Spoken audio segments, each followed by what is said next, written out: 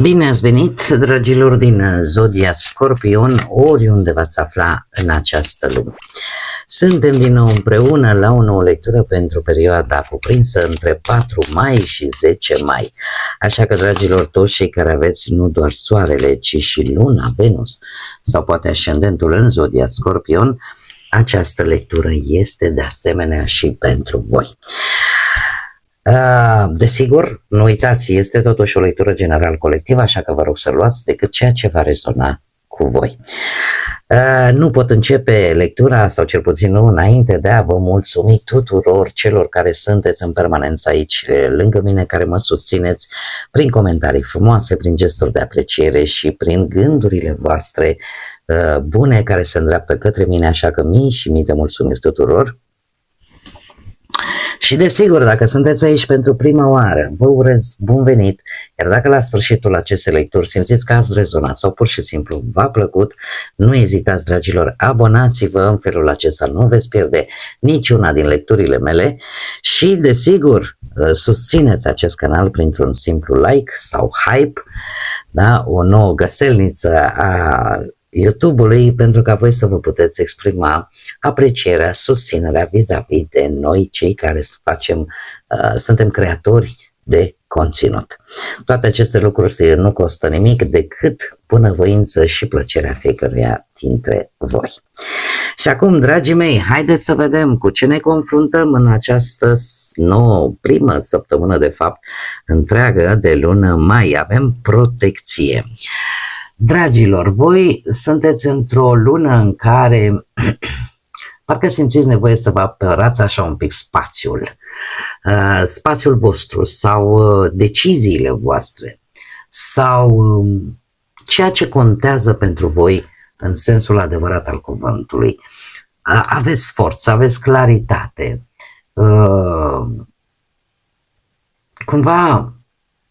Chiar dacă poate anumite situații vă cer să fiți ferm, să fiți așa pe o poziție dreaptă, asta nu înseamnă că vouă vă este frică. Asta înseamnă de fapt că simțiți nevoia să puneți anumite limite clare vis-a-vis de anumite situații sau vis-a-vis de anumite persoane. Cumva să arătați o anumită delimitare între ce este important pentru voi, pentru ai voștri și restul lumii. Avem cifra 2, o cifră care îmi vorbește de cel care, cum să spun eu, care își apără partenerul. Are o energie feminină. Și veți ști cum să puneți limite acelor persoane sau acelor situații pe care voi le considerați nocive vouă sau celor dragi vouă. Sunteți foarte protectori, dar într-un sens nu neapărat violent, da? Ci pur și simplu impunând anumite limite sănătoase. Și într-un mod cât mai categoric. Haideți să vedem acum ce ne spune tarotul, ce vine pentru voi, dragilor din Scorpion, în săptămâna 4 până pe 10 mai, atât pe plan profesional, financiar sau sentimental. Să vedem.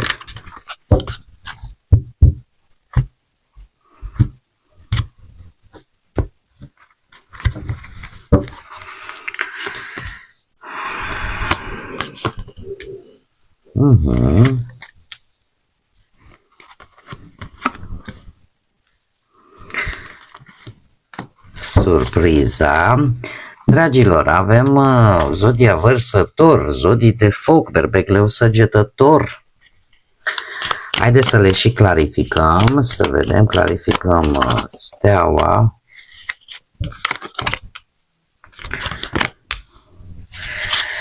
Clarificăm 2 de cupe. Energii frumoase, să știți. Clarificăm 7 de monede, hopa. Și clarificăm surpriza săptămânii pentru dragii mei din Scorpion.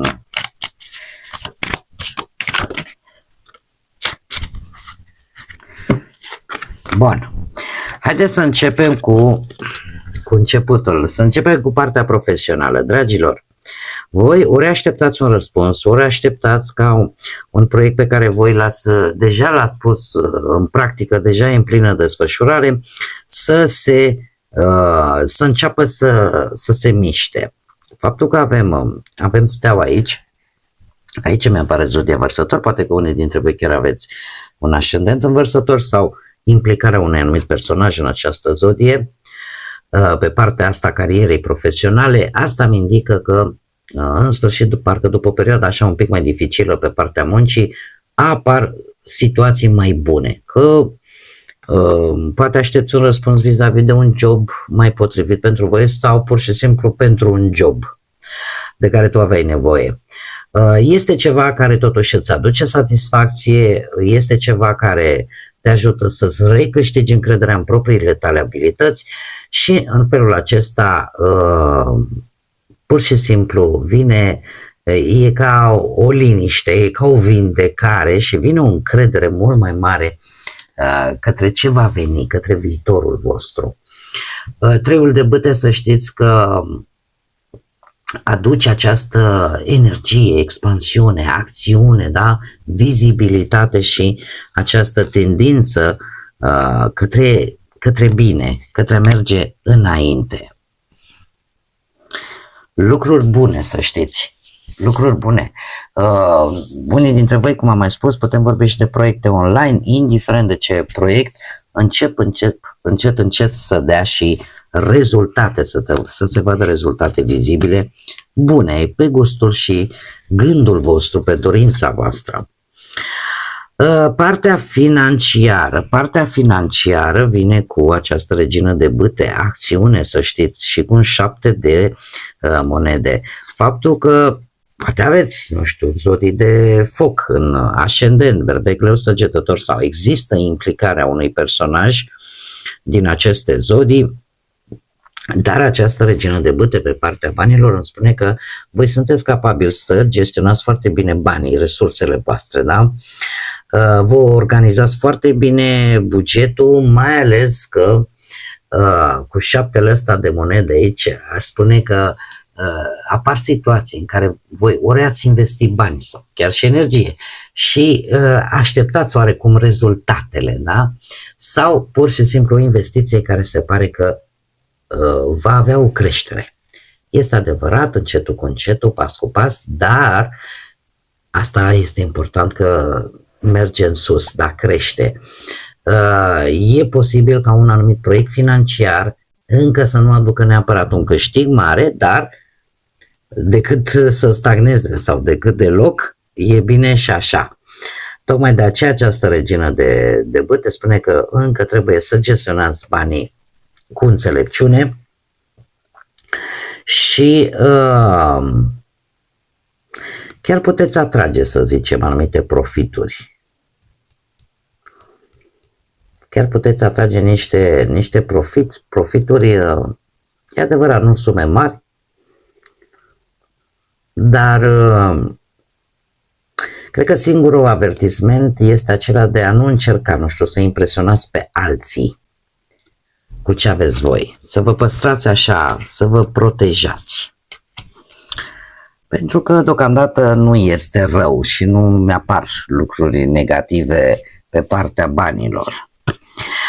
Ce ține de relația voastră să știți că este tare de bine. Tare este de bine. Avem un 2 de cupe, un 2 de cupe care îmi vorbește de armonie, de faptul că există un anumit tip de înțelegere între voi. E ca și cum ai zice, mai ales că avem 6-le ăsta de monede, ca și cum ai zice, suntem predestinați să fim împreună. Există ceva karmic și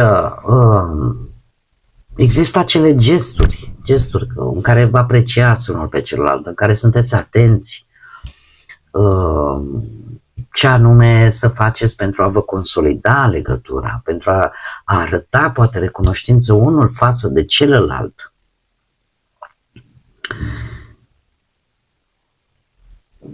Și așa că pe partea relației lucrurile să știți că nu merg rău deloc, chiar nu merg rău deloc.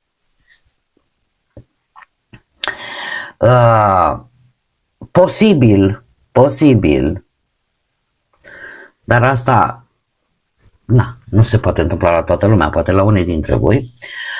Cei care sunteți în cuplu, poate în această săptămână să se vadă un pic mai mult o anumită dependență emoțională de aprobarea celuilalt. Și în felul acesta, dacă pui accent pe un gest care să se vadă, ia să vedem, face gestul ăsta pentru mine? Sau când să nu faci un lucru până nu vezi dacă celălalt, dacă partenerul ți aprobă. Asta înseamnă o dependență, da? De aprobarea celor și în felul acesta ignorați oarecum că de fapt există o comunicare mult mai profundă și mult mai clară între voi, dar asta sunt, să zicem așa, partea rară a acestei săptămâni. Din ce văd eu aici, lucrurile merg chiar foarte bine și conexiunea dintre voi, înțelegerea dintre voi este una chiar foarte bună. Pe poziția celor care sunteți singurei, voi, dragilor, voi tot așteptați ca ceva să dea rezultate. Și în special mult pe partea materială, trebuie să o recunosc. Chiar dacă vorbim de sentiment aici, de viața emoțională. Acest 9 de monede vorbește de faptul că voi chiar dacă vă simțiți singuri, parcă nu simțiți așa niciun fel de presiune sau grabă în a avea o relație. Pur și simplu, sunteți mulțumiți cu voi, cu faptul că aveți un anumit confort, aveți o anumită satisfacție. Totuși, cu 7 ăsta de monede aici, aș spune că începeți să vă gândiți un pic mai mult la relațiile din trecut. Săptămâna asta nu este neapărat o perioadă în care voi să acționați, să spunem așa, vis-a-vis de o viitoare legătură romantică, ci mai mult de a evalua. Și poate că unii dintre voi chiar veți lua decizia, domne, mai bine aștept persoana potrivită decât să mă mai grăbesc. Totuși nu uitați, acest 7 de monede vine și cu un avertisment, un mic avertisment, că prea multă analiză și prea puțină acțiune e posibil să vă facă să vă blocați un pic. E bine să evaluați, e bine să analizați lucrurile, dar din câte văd eu aici, totuși, voi sunteți cumva în lumea voastră, aveți stabilitatea voastră de moment și nu vă grăbiți. Acum, aveți grijă și cât de mult o evitați. Avem că surpriza săptămânii vine cu un 8 de bâte și un 5 de monede. Mare atenție, puteți ori pierde foarte rapid o anumită sumă de bănuți cu 8-ul ăsta de bâte. De ce? Pentru că există ori printr-o comunicare rapidă, ori niște vești, ceva foarte accelerat, care vă poate aduce chiar și o cheltuială bruscă, da? Să vă scoată un pic din ritmul vostru financiar și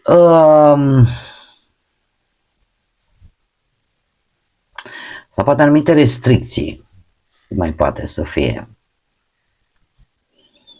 da? Ori mici obstacole pe la locul de muncă, da? Mici întârzieri, mai pot apărea, putem vorbi și pe partea bani, partea profesională, da? Fiind o surpriză, se poate lega de orice, dar haideți ca să nu vă las așa, că știu că nu vă place. Clarificăm 5 de monede. Uite, s-a mai întors una.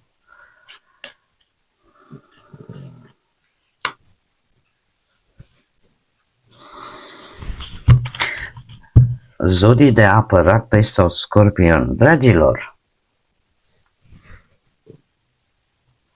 Dragii mei, am putea vorbi pur și simplu de ceva din exterior. Ceva care declanșează într-un mod foarte rapid, cumva poate să scoată la suprafață o anumită vulnerabilitate a voastră. Dar pe de altă parte, că vine sub forma unui mesaj, că vine sub forma unei vești, o întâlnire, o reacție, în care practic parcă nu ai timp să procesezi foarte mult. E ceva care te cam ia pe sus, așa, te cam ia foarte repede, da? Ori 5 de monede poate reprezenta o lipsă de reacție, o anumită nesiguranță, faptul că simți ori că nu e suficient ceea ce faci, ori că nu e tocmai potrivit pentru voi. Asta nu înseamnă neapărat că situația este rea. Asta înseamnă că este ceva care apasă pe o rană deja existentă, apasă pe o anumită vulnerabilitate a voastră care e deja existentă. Dar, dat fiind că avem Marea Preoteasă aici, se pare că chiar dacă e ceva ce nu este complet spus, poate nici n-are niciun pic de logică, cumva trebuie să simți și nu neapărat să controlezi. Asta îmi spune că e o situație în care atinge o anumită rană, atinge un anumit punct sensibil, dar pe care tu trebuie să o înțelegi, să o procesezi într-un mod, să zicem, un pic diferit față de cum ai făcut-o până acum. Și să spui un pic la bătaie, să zicem așa cu ghilimele de rigoare, anumite calități pe care tu le ai și pe care nu le-ai exploatat până acum. Înțelegi? Este cum să spun eu, poate că sunt lucruri pe care voi nu le spuneți, le țineți în interiorul vostru. Poate că trebuie un moment în care voi să observați în liniște, să nu aveți o reacție impulsivă, da? Și în același timp, după tot acest disconfort, să vă deschideți. Să fiți sinceri, să vă împăcați poate cu cineva, cu voi înși vă, să acceptați că sunt momente în viață în care sunteți vulnerabili, da? Și că nu contează, ești autentic, a te arăta vulnerabil în fața celorlalți nu este neapărat cel puțin ocazional, nu este neapărat o slăbiciune, ci arăți că ești o ființă, că ești om, că ai aceste, că simți de fapt. Eu spune că nu e neapărat o surpriză negativă, e mai degrabă un fel de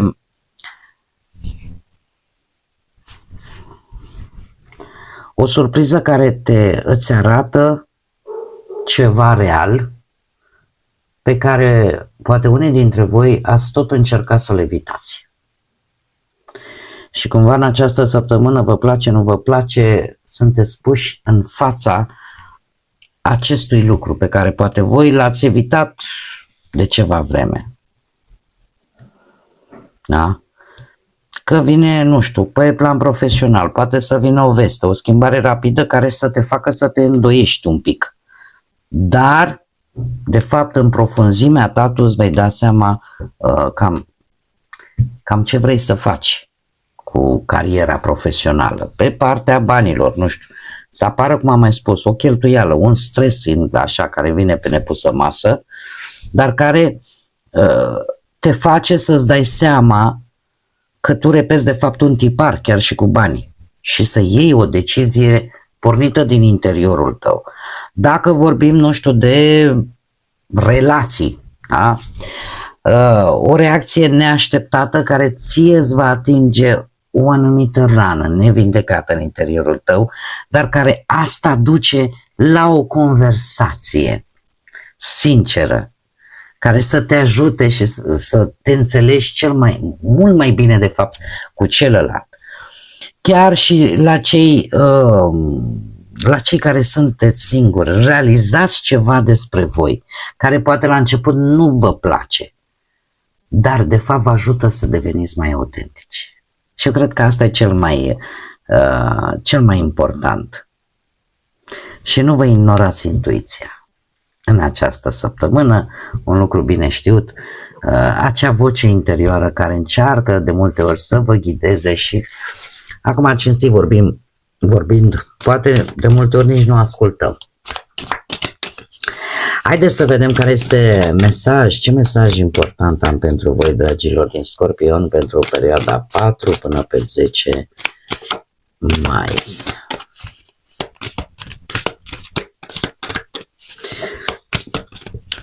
Un mesaj, te rog, pentru dragii mei din Scorpion în perioada 10.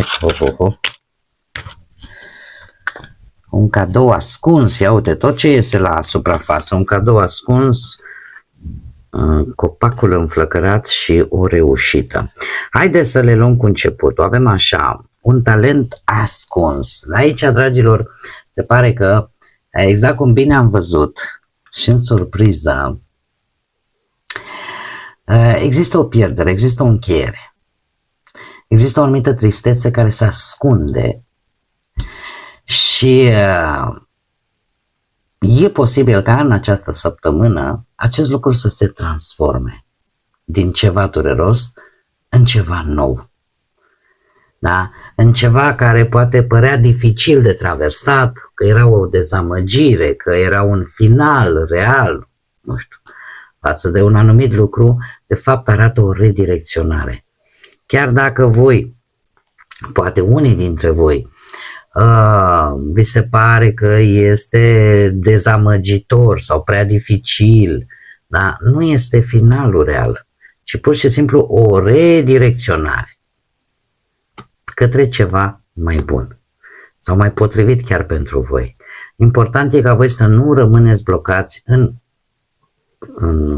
cum să spun eu, în senzația asta de pierdere, ci pur și simplu să fiți deschiși și să fiți atenți la ce se construiește în acel loc. Imaginați-vă că ceva sau o clădire oarecum pe care oricum voi ați evitat-o se va dărâma și ia să vedem ce se construiește în locul ei. Da?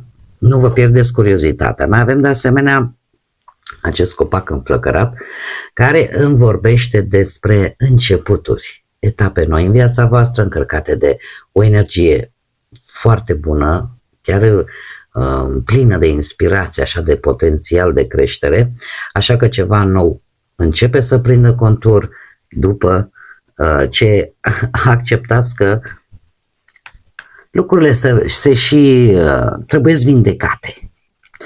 Lucrurile trebuie vindecate și indiferent de pierdere, indiferent de senzațiile pe care le avem, ele cumva ne ghidează către un anumit drum.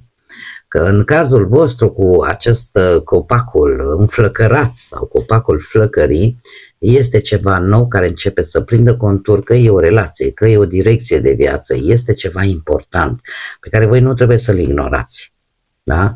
Pentru că are potențial real. Și, bineînțeles, avem și realizarea spune, în care voi trebuie să vă păstrați focusul, atenția pe visele voastre, pe ceea ce voi vă doriți. Este o săptămână în care posibil să vă vină o confirmare că sunteți pe drumul cel bun, că sunteți pe drumul corect, nu știu, vis-a-vis de ceva important, de un vis important pe care voi îl aveți, așa că este esențial să rămâneți concentrați, să rămâneți consecvenți și să depuneți acel efort pentru că nu va fi în zadar. Da? Este important să nu vă lăsați, mai ales să nu vă lăsați distrași, da, de lucruri din exterior sau de persoane din exterior. Voi cumva să vă mențineți atenția pe ceea ce este important pentru voi, cel puțin în acest moment. Bun, dragilor, cam acestea au fost mesajele pentru voi. Să știți că nu văd o săptămână rea și singura, să zicem, situație provocatoare este surpriza săptămânii pentru voi, dar este ceva care pe voi vă ajută să creșteți, să vă transformați și să creșteți profund. Așa că eu zic că nu e rău deloc. Vă mulțumesc tare mult că ați fost alături de mine, iar până la următoarea noastră reîntâlnire, nu uitați, suflete frumoase, să zburați înalt, să gândiți înalt și să lăsați, desigur, ca pacea, credința, lumina și iubirea să vă însoțească la fiecare pas.